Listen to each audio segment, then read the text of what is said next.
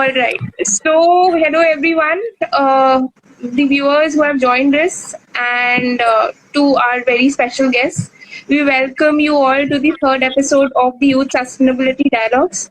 And my name is Meghna, and I'm the founder of Swan Livelihood, also the state president of Wiki Delhi Startup Council. And we have with us today two very special guests. One is Renu Pokharna, who is the founder of the Ahmedabad project. And we also have with us Upoma Ahmed, who is the founder of Evolution 360.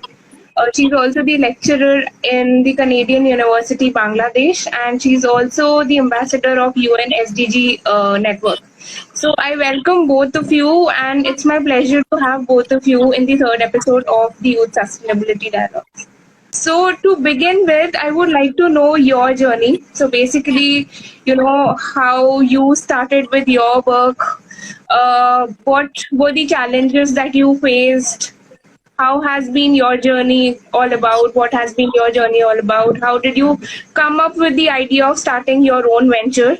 So if you can, share a bit about yourself to our viewers who have joined us today in the session and who would be watching your video once we get over with the session. So yeah, we can start with anyone, maybe Renu or maybe Upoma, anyone of you who would like to go first. Renu, would you like to start first? Sure. Okay, hi. Nice to see everyone. I'm not able to figure out who and how many people have joined. So Ahmedabad project, I think we started 2 years ago. And my background is basically in public policy and administration. I think just growing up in India, when you see stark poverty around you, you want to do something about it. And I, as a kid, always had this notion that, why do I have enough and others don't? And so it used to bother me. It literally used to, physically bother me. I would get uncomfortable if I stopped somewhere and I saw somebody begging. But then obviously, as you grow up, you realize that you can't fight every battle. You need to choose what kind of reforms you want to, bring about, what kind of changes you want to bring about. And I was always interested in public policy because I thought that's where large-scale difference can be made. You change one policy and it impacts millions. So that's the background I studied in. And I worked in a couple of governments setups in India, including the government of Gujarat and then in Bombay with the city government. And I also worked with activists in Rajasthan, spent some time working in a research think tank in Delhi. And gradually, after my public policy masters, I also worked in Africa for a while. But what struck me was that to really make a difference in public policy, you should be in a country where you really understand how it works. And so, I could be in the US. But I'm not really going to understand the nuance of it. How in India we understand what caste is. In India, how we understand how jugaad happens or how bureaucracy really functions. So unless you get that pulse of the country, it's hard to really make a difference, which is why I chose to come back. So after this, 10, 12 years of moving around the country and the world, I came back to India. And, I chose my hometown, which is Ahmedabad, to start Ahmedabad project. Again, the notion was the same. That do I really want to go around making a difference in the world? I want to begin in my backyard. And in the Ahmedabad project, we work on both public policy on the ground. So we do projects with governments, and we also work on talking to young people about policies. So the idea is basically that, as you turn 18, you're allowed to vote. As you turn 21, you're allowed to have a drink. At 21, you're also allowed to go to war. In most countries where there's conscription, at 21 you can go to war. But still, you don't really understand how democracy or governance works. So we normally target people from that age, from 18 to 25. Because if they're allowed to, drink, vote, and go to war, then they should really know how things work around them. So we do workshops and internships. So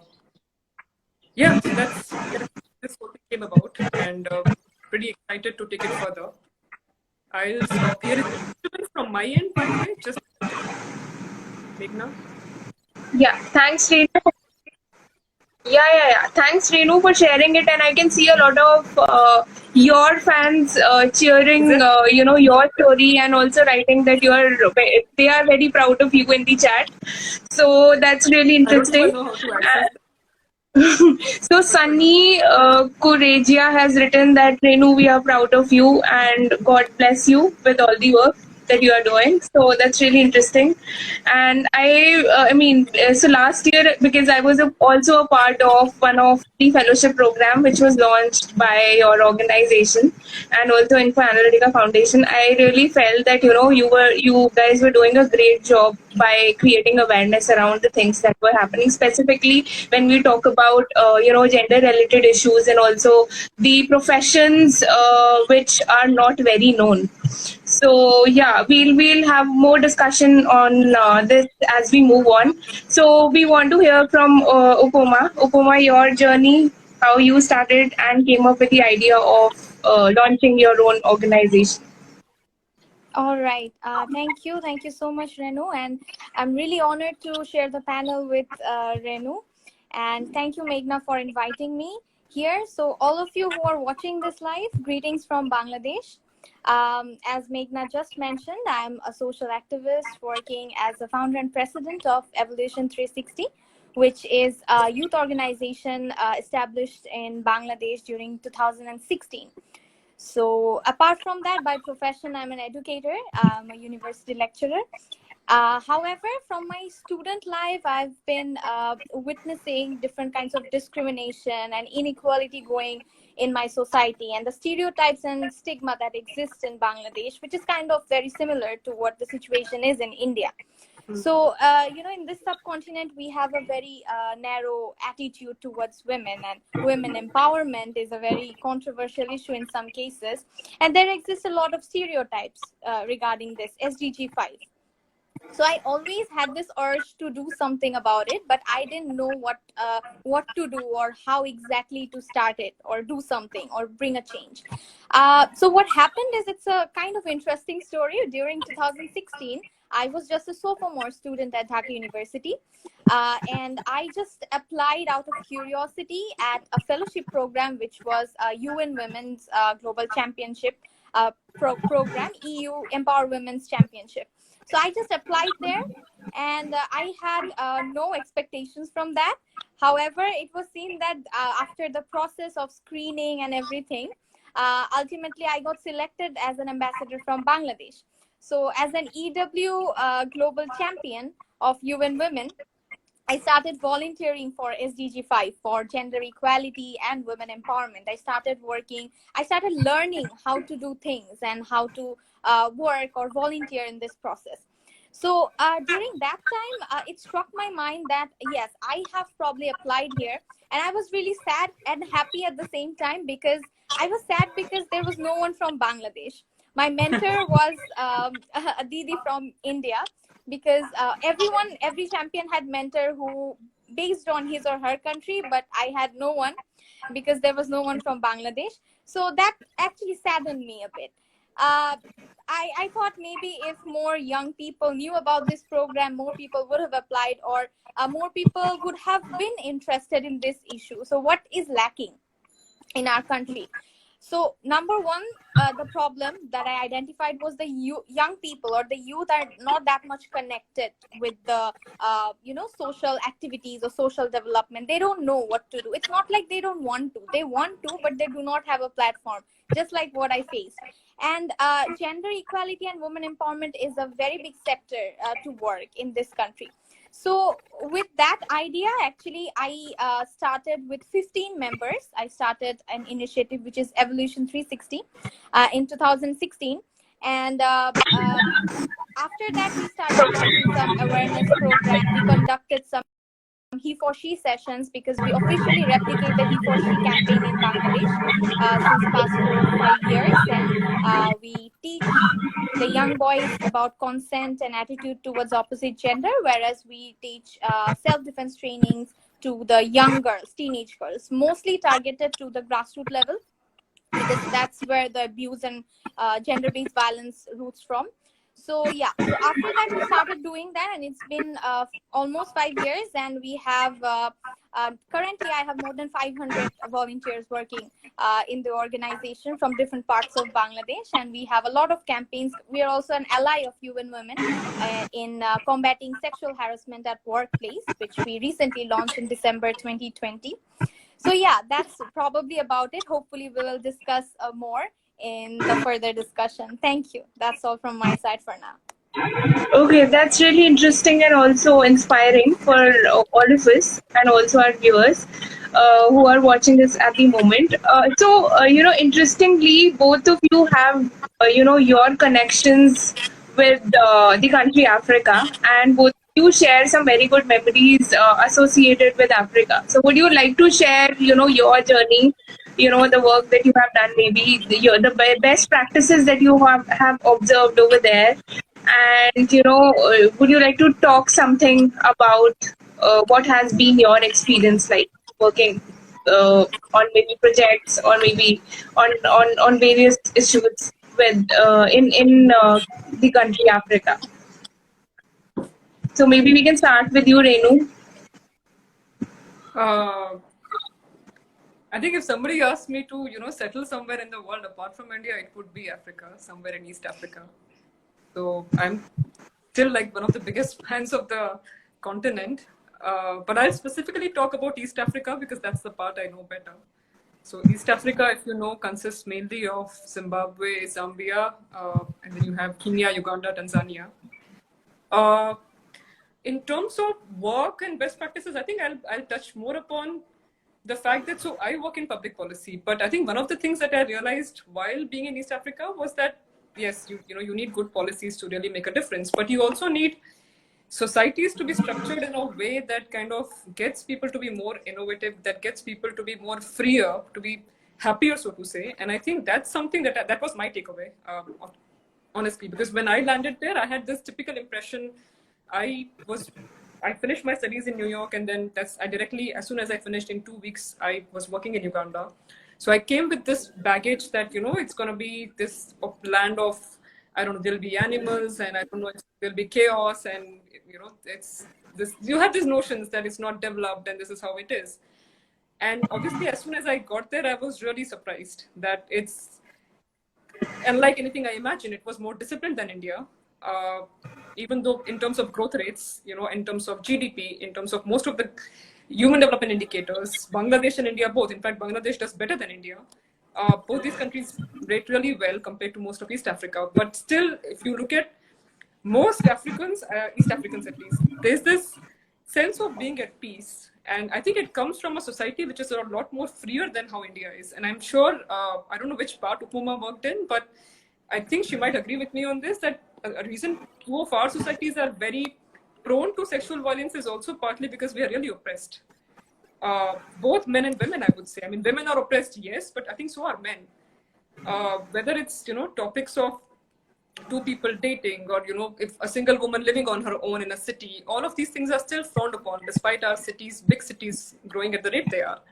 And what I saw in East Africa was that there is really not as much taboo, as much oppression attached to most of this.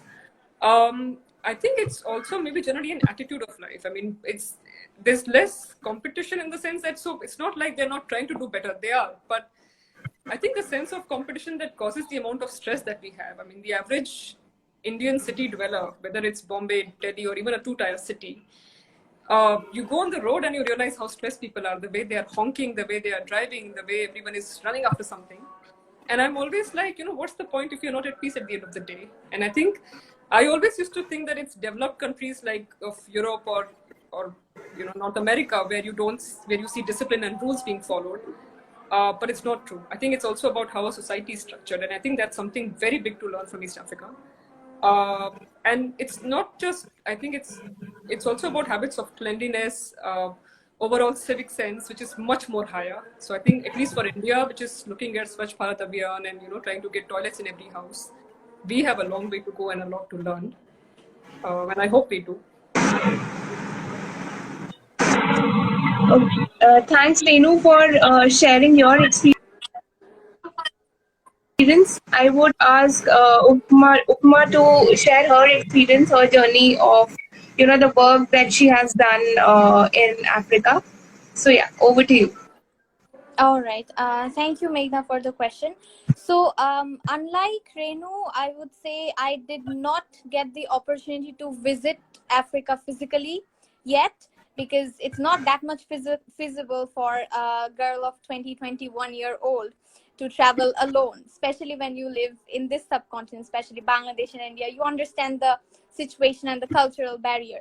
However, from 2017, I've been associated with a number of organizations working in Africa.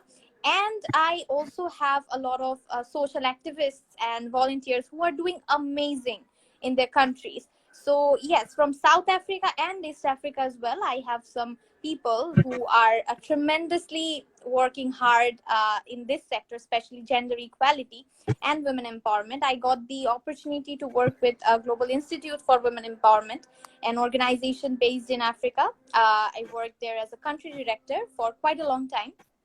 And other than that, I also worked at She Lips, an organization which works for the girls' rights on education and also works against FGM. So yes, as a special missionary, I would say by collaborating with Evolution 360, we actually conducted some projects. We participated in some online campaigning. Those included raising awareness for FGM, and also included increasing the literacy rate for girl child, and definitely gender-based violence, because the domestic violence rate and rape is actually higher in those places, what I saw eventually by interacting with them. So yeah, through online campaigning and volunteering and activism, I had the opportunity to get connected with African activists, and I've been witnessing their situation since quite a long time. I still have a connection with them, and I still support their activities morally, socially, and definitely digitally as much as possible.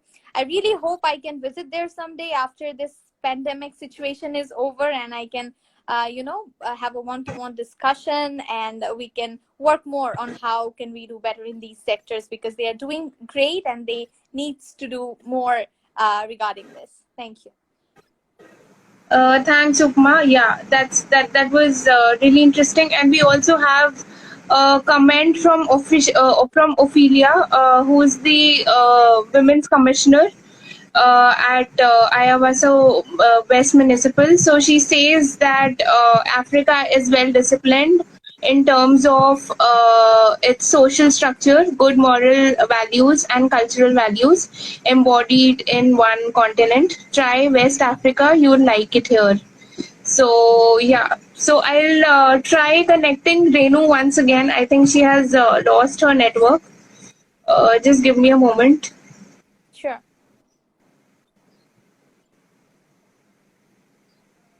And I think the viewers who have joined us at the moment, really, are inspired by your story. So we have Rayam, who's writing amazing, and then we do have a couple of people who are waving at us.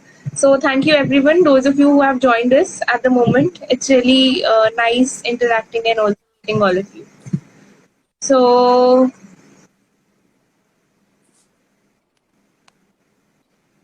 I have sent an invitation to Renu. I'm just waiting for her to join in. So maybe meanwhile, when we are waiting for her to join in, let's continue with our conversation. So the next thing which I, would like to know from you is about the challenges. So because, you mentioned that you have been working at the ground level, and also, you have been in touch with a lot of volunteers. And so what are some of the problems that you see, and what are the challenges that you faced, during the time of pandemic? So how has been your observation pre and post pandemic time when we talk about gender related issues? Okay, and what were some of the steps, maybe we can say, which you took in order to curb that problem? Yeah.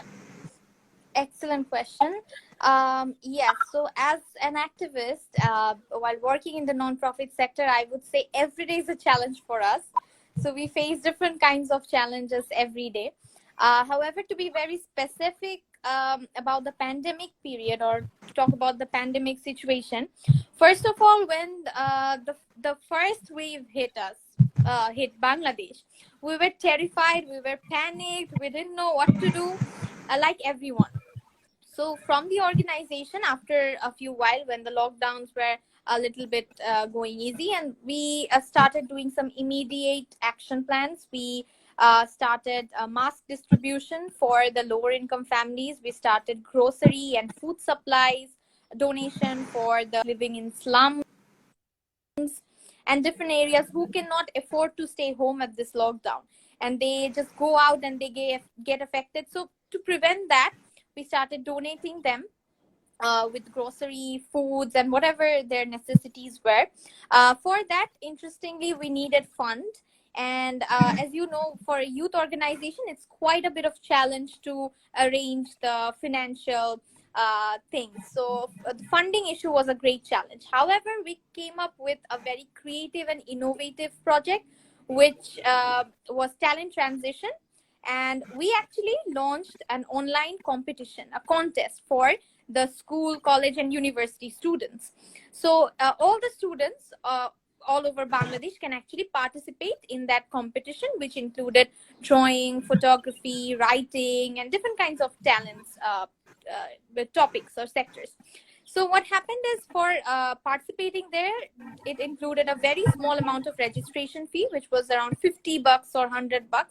So people, we got huge response. More than 2,000, around 3,000 people participated.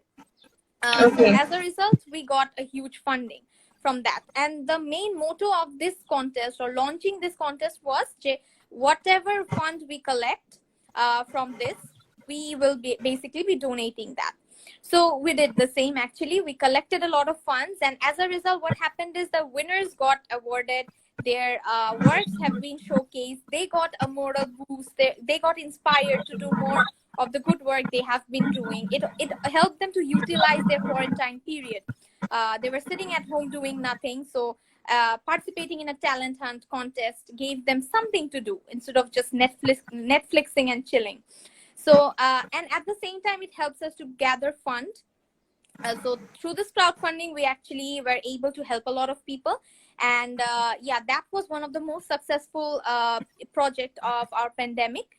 And after that, definitely we continued some online sessions on mental health as well, because being youth, we saw that many people are suffering from depression, and their mental health situation is deteriorating gradually. So we did some one-to-one counseling sessions and some webinars, inviting experts and psychologists who would be able to help people regarding this. And we also got the opportunity to support some domestic violence victims, and also cyber bullied victims during the pandemic, because these were the crimes, these were the things that were on the rise in Bangladesh. So yeah, we were able to handle the situation, and we are still trying to cope up with it. One of our signature event is still due. We have to postpone it because of the pandemic. Our closing session is still due. So hopefully, if everything goes well, we will resume that again. And our minister is also invited there. Some high-profile guests will be there, along with youth of around. We had 1,600 participation. Among them, we selected 200, top 200. So yeah, so by engaging youth, by mobilizing them, we are actually trying to help the society as well. So there is a youth participation, there is empowerment of youth, and at the same time, we are actually helping the people who actually need help. That's really inspiring. I mean, you have got such a great following of youth who have been, working fantastically. That's really great, and we do see a lot of, comments also sharing more about the work that you are doing. So that's really interesting. Yeah, Renu is back. Yeah. Hi, Renu. Yes. Yeah, just trying to add you, but there was some, And I I know I think, some kept technical. pressing that request like 100 times, and I changed rooms and I changed the Wi-Fi, and I'm hoping Okay, I okay, stayed okay. in the last half an hour. Yeah. So that's no worries. We because we will be having the recording of this video, the live session which we are doing. So we can definitely get back to the video for the parts which we have missed, and also we can connect. So we can also connect later on offline to seek synergies between the work that we are doing. Yeah. So we were discussing about the challenges. So pre and post pandemic challenges which you have observed while working on ground and while working at the grassroots level. So Upma was sharing about her experience and how she managed to do her bit of crowdfunding so that she was able to run the operations of her venture. Now I would want to know from you, so based on the work that you were doing and also the fellowship that you launched, during the time of pandemic, what made you launch that the program? So what were the things that you are now planning to do through that program? So if you could share something on those lines, and also some key pointers on the challenges that are going on and your observations around the same. So I think whenever there's a calamity of any kind, whether it's a natural disaster like a tsunami or an earthquake, or whether it's a pandemic for that matter, I think what comes up most is that the poor are the hardest hit, almost always. Whether it's in terms of healthcare, it's in terms of relief, in terms of livelihood. So I think what most of these emergencies do is just to kind of show us that, okay, you need to fix your systems in a way so that the poor actually have a social protection. And I think all of us need to think slightly in the long term, because we always during pandemic we realize, oh, our poor are getting affected, so let's do something about it. And we do something about it as a quick fix measure, as an emergency measure, as a knee-jerk reaction. We don't really look at what we can do in the long run. And I think that's something that all governments, not just India, I think whether it's the French government, the American government, the government in Bangladesh, everyone has to start rethinking about their policies in the long run, whether it's about protecting livelihoods, it's about having better healthcare, it's about better infrastructure, governance infrastructure for that matter. I mean, one of the things I would say is that our governments are built in a way which is so big and bulky that decision making doesn't happen quickly. And in a lot of these situations, you need someone to make quick decisions, whether it's about vaccinations, what kind of vaccination policy do you want to have, whether it's about relief distribution. And most of the time, our governments are so big that just to arrive at that decision, there are 10, 15, 20 days, a month, 2 months it takes. And I think that's where we need to think of more processes that we can set up even otherwise to actually make this better. Because it's like they say, if you are better at peacetime, then you might be better at wartime. But if you're a chaos even during peacetime, then the wartime is just going to kind of bring that out. So I think this is a chance for all of us to reflect and see what kind of reforms do we want to have, not just for now, not just for COVID, but in the long run, so that, and with climate change, with the kind of changes that we are seeing, we are going to have more emergencies. So we need to be better prepared. And I hope that governments take cognizance of that and kind of look at the poorest when they design whatever policy they design. Personally speaking, I think whatever we saw on the ground was exactly this, that till last year at least, COVID was still kind of, not really that big a problem. It was more of the lockdown and people getting affected by it. But I think COVID became a bigger problem when the middle class got affected, because it's always the middle class which has a voice. In most democracies, the poorest vote, but they don't have the kind of voice or advocacy that we do. The fact that we have an opportunity to speak here on a platform, speak eloquently, speak in a language that most people understand. I'm having the time and privilege to sit on an internet connection, even though mine is not very good. But to be able to do that is privilege. Most poor don't have that. I can't expect a construction worker or a person who works as a domestic maid or somebody who, sweeps the streets to have that kind of privilege to talk about these issues, because they're too busy making ends meet. So we as middle class, I think, also need to really rise and kind of hold our governments accountable, not just because they failed us, but they also failed the poorest. All right. So yeah. So we do see a comment from Ophelia once again. So Ophelia is the Women's Commissioner at Ayawaso West Municipal in Africa. And she says that, so basically, in continuation to what Upma had discussed, so she's saying that here, similarly, what's happening in Ghana is to prevent cybercrime of uploading nudes, and there is a legal action which these guys are taking to arrest the offenders. So I think because Ophelia's work is also entirely related to gender-related issues, and she's particularly working in Africa. So she is sharing her insights on based on the things that you had shared and also discussed. So thanks, All Renu, right. for Great to sharing. hear that. Yeah. We're also trying So to do that or implement the laws efficiently. We have the laws, but mostly, unfortunately, it's in that they are not being implemented properly. Sometimes the victims even take back the cases. All right, so that's something we are still fighting for. all right. So I think that's really interesting to know from both of you on the work that you're doing and also some of the challenges that you mentioned. So my next question to you would be: so what according to you are some of the policy level interventions that you feel is the need of the hour, so that we can have a more just and a more equitable society? So maybe we can start with Upma based on your experience. All right. Sure. Meghna, what I think is, as I was saying, we might have a lot of laws, we might have a lot of policies, but if the policies are not being implemented properly, if the laws are not being followed, then we cannot actually even dream to have a just society. So the first thing or the most important thing that I feel is, for a nation to prosper or to succeed, one of the biggest pillar is justice, and that needs to be served in due time. And as we say, justice delayed, justice denied, and we have seen that multiple times throughout history. And what I personally feel from my experience, I've seen people getting becoming victims of cyber crime. They are facing gender based violence, they are being tortured by their husbands, and they are not saying anything. So unfortunately, we do have inspired them to speak up, but unfortunately our law system is not very much woman friendly. So because of this, many rape victims or the domestic violence victims, they find it very uncomfortable in sharing their experience when they go to the police station or when they are actually going to the court.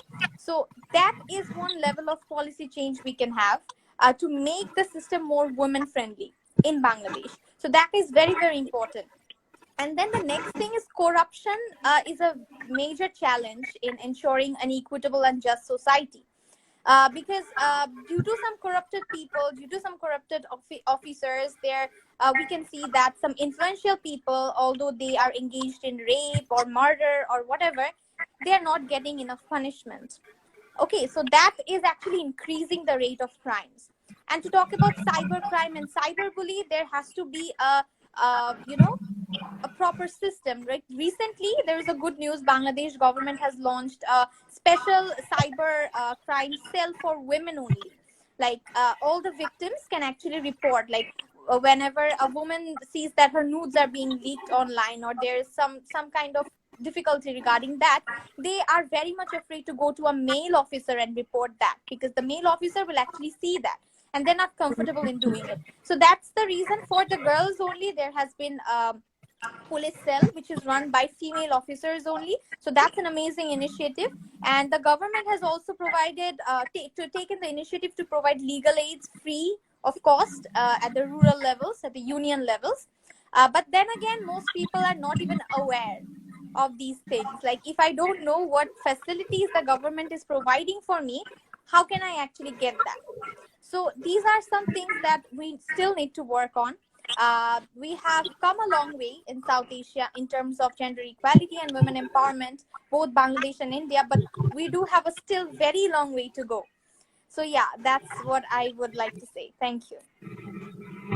Thanks, Upma. And I see a lot of comments in the chat. Sophia says that COVID-19 has brought about an increase in the crimes in Ghana. Then she also says that laws and policies must be implemented properly to have a just society.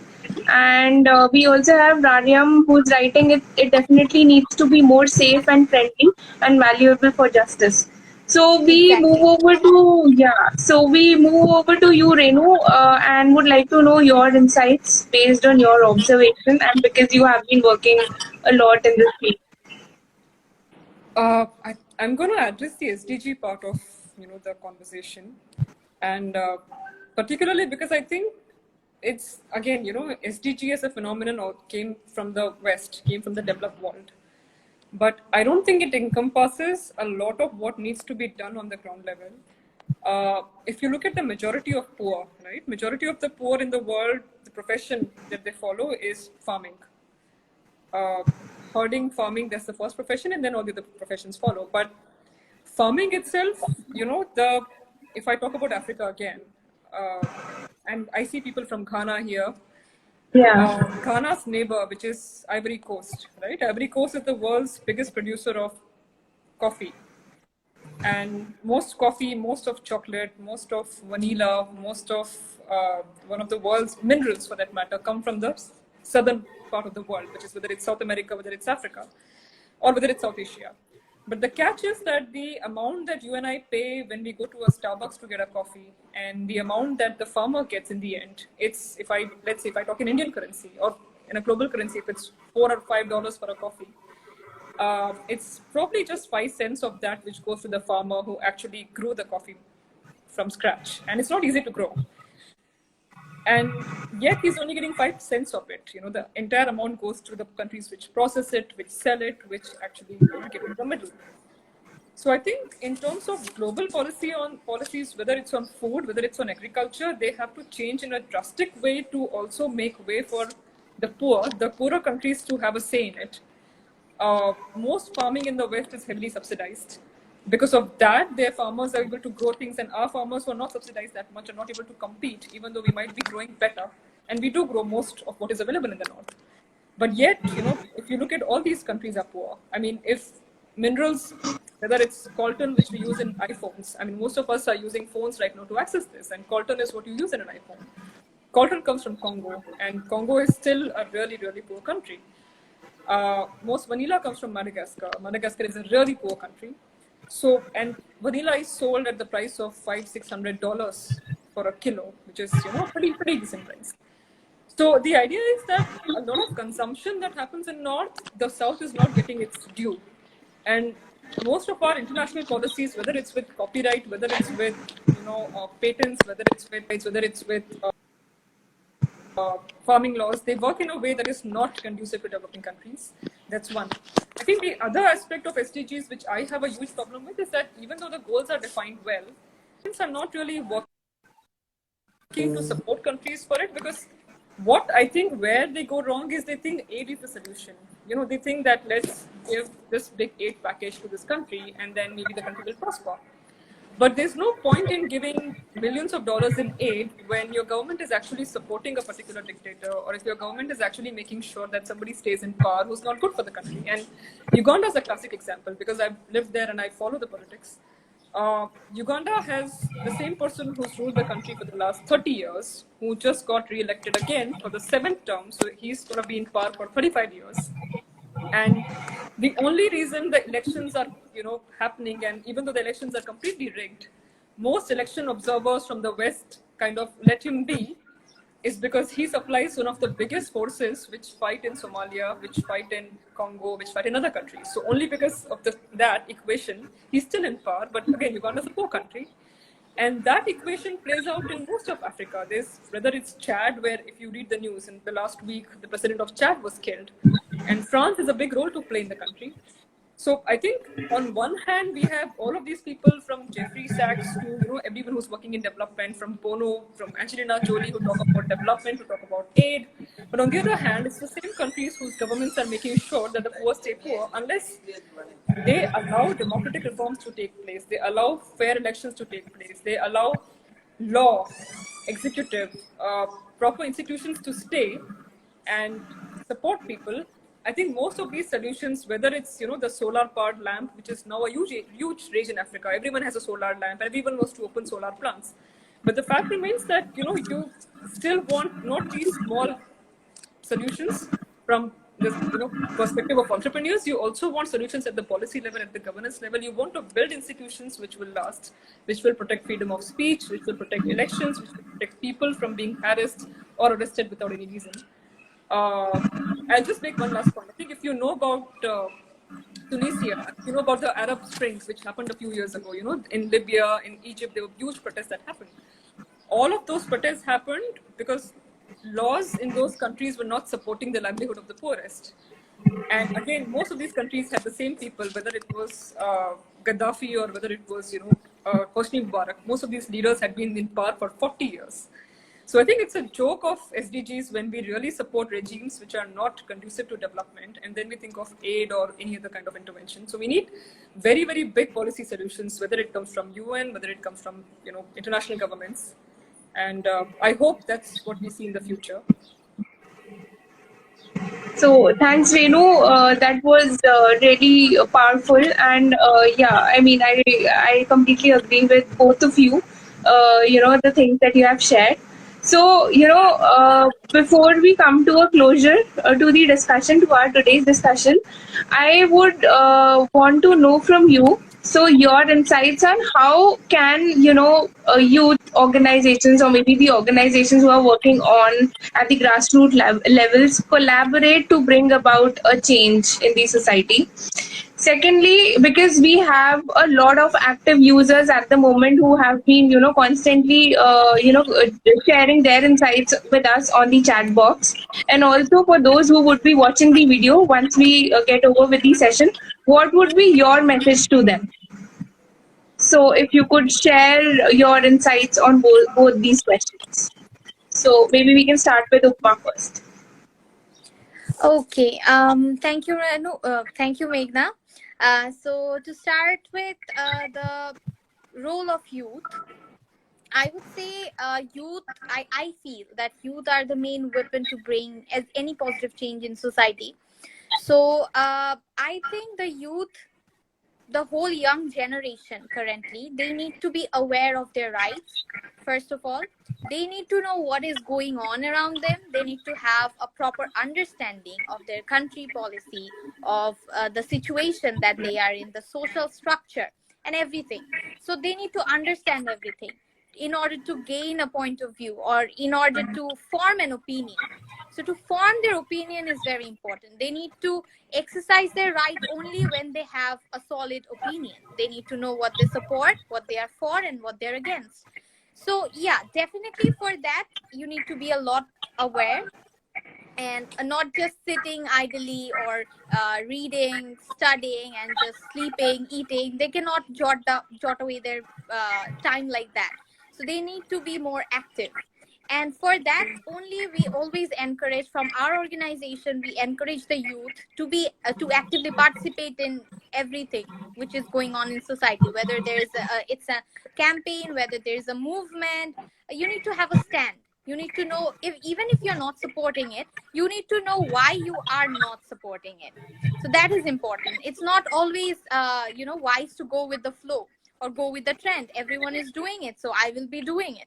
So that's something which is not expected from the wiser youth generation, which we can find now. So that's something, that's the first role they can play, to be aware and to have the proper amount of knowledge.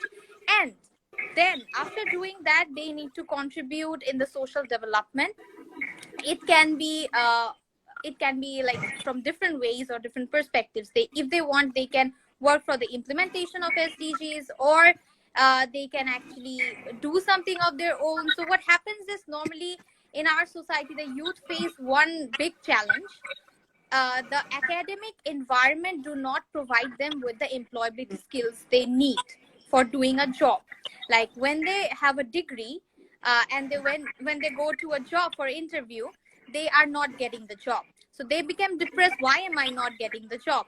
but they fail to understand that they do not have that employability skill, probably because the university or the college have given them the degree and the theoretical knowledge, but probably not the type of critical thinking they need, not the type of communication skill they need for the job. So for that reason, they also need to work on their own skill development.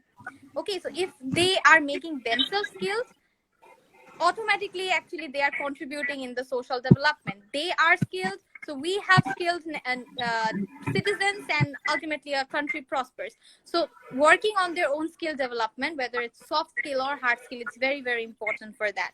So yeah, making oneself skilled would be a great thing to do. Okay, thank you.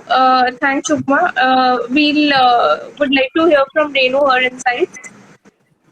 I have actually two contradictory statements rather, but I'm going to make both of them. So I think the first one is, I think the younger people need to get more active on social media, whether it comes to governance and politics. So I understand that it's a lot of fun to post, your selfies of what you're doing or what you ate, but I think it's very important to also get political, to actually voice what you're saying wrong, what's happening, what's not happening. And I think your voice has to be heard.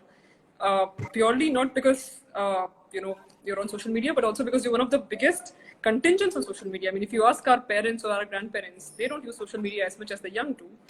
So particularly, I think that's a very good medium for them to use their voices to lodge a protest, to show what they feel. And I think there need to be many platforms for that. That's one. But I think my second statement, which contradicts the first, is to actually get off social media. So one is, yes, I think they need to be on social media for the right reasons. But the second would be to actually get off social media and do something real. And I think this I would talk more in context of SDGs again, particularly the SDG related to climate change, because in the line of work that we do, we see a lot of young people, a lot of youth groups, they come up, so we work on planting trees and clearing up of lakes, and we've done that. We've planted 4,000 trees here. We are actually looking at cleaning up a few lakes. And most of the young people whose organizations that approach us are, they are working on climate change. So they'll show me these really nice pamphlets and some images and material that they've made to promote climate change. A lot of them will be the moment, there are forests being cut in the Amazon, or, forests being set on fire in the Amazon. All of them will post status messages about let's protect the fires in Amazon, or a lot of them protest against things like oil companies that, they are exploiting the earth and they are changing things the way they are. But my first question to most of the people who talk to me about this is that, have you ever planted a tree? Have you ever just planted a tree? It's not that difficult. You take soil, you take a seed, you put it in, you water it for a few days, few months. Have you done that? And you'll be surprised, almost nobody has. So a lot of that, what we do, I think, especially with a lot of causes, is that we like to kind of show on social media how educated we are or how much we know about it. But it doesn't matter how much you know about it till you actually take action. So whether it's your building, right? If you have an office building, a college building, university building, a home, try planting trees outside it. Do that before you talk about anything on climate change. Or segregate trash at home. Very small things. Most people don't segregate trash at home. We mix, whether it's our vegetable peels, we mix them with, sanitary napkins and everything else. And then we go out and speak about other issues. Again, I think because of a lot of, especially in developing countries, what tends to happen is that we import the causes which are more prevalent in the West. So if the West thinks that, this particular cause is big, then we also think that, whether it's straws, I mean, I think it's a classic example that most restaurants or cafes don't give straws out anymore, saying that straws are harmful. But the fact remains that the whole campaign was started by a 13-year-old student in the United States, where consumption of liquids, consumption of sodas is extremely high compared to a country like India. In India, we don't drink soda with our food. We drink water. So we don't use straws as much, but what we do use are plastic bags. We use a ton of plastic, and nobody talks. For me, it's very own your voice. Be original in your thinking. Be original in what problems you see around you, because you don't. And that's the reason I came back to India. I mean, I could have stayed in Africa and tried to do something there. I could have stayed in the US. I could have stayed anywhere else. But I realized that you need to first make a difference at home. Wherever you are, can you actually make a difference there? And it may not even be about climate change. It could be about helping a poor person outside, wherever you are. I'm sure, poverty is stark, both in Bangladesh and India. can we start with our cities? Can we start with our wards, with our areas? Can we make sure that people around us are taken care of? Whether it's giving some poor child a good education, or it's giving someone their livelihood, supporting it in some way, teaching somebody some skills. Whatever it is, I think action-based approaches are need of the hour, because a lot of work has gone into showing or reading or understanding issues. But I think unless they learn by action, it's not going to be effective. And that's what I would like to tell the young people, that, go out there, make mistakes. I mean, you'll probably not get it right the first time, but do it anyway. It's better than posting something on social media about, saving forest or whatever. Yeah. So thank you, Renu, and we see a lot of very interesting comments in the chat box based on the insights that both of you have shared. So Rohit Nair writes superb, and he says that can't this discussion be made into a video? So for all of you, this is just to let you, keep you informed that we'll be sharing the video discussion of the entire conversation we had right after we end this discussion. So don't worry, and we will also be sharing a YouTube link of the final version of the video with all of you. So you will be getting video links of the entire discussion to go through, and also to connect with our esteemed speakers. We have their Instagram handle on our on the poster which is there on our page, so you can follow them and also get to know more about the work that they are doing. So with this, we come to an end to today's discussion, and it was really an insightful discussion. Thank you so much, Upma and Renu, for sharing your insights, your valuable insights. It was indeed a very interesting discussion, and we look forward to invite you, both of you, in more such upcoming sessions with many more speakers. Yeah. So Thanks thank a you lot, so Meghna. much. Thank you My so much, battery is at Meghna, 10% for the again, so invitation. I'm going to thank you quickly. In case it goes off again, I want to express my gratitude to you and the listeners, and to Upma, because I think somebody that young doing something, which is exactly what I mean. Young people should be out there doing things, and I hope she inspires more people to do the same. Thank you so Yeah. much, Renudi. It means a lot. And thanks again, Meghna, for inviting me in the session. It was really nice discussion.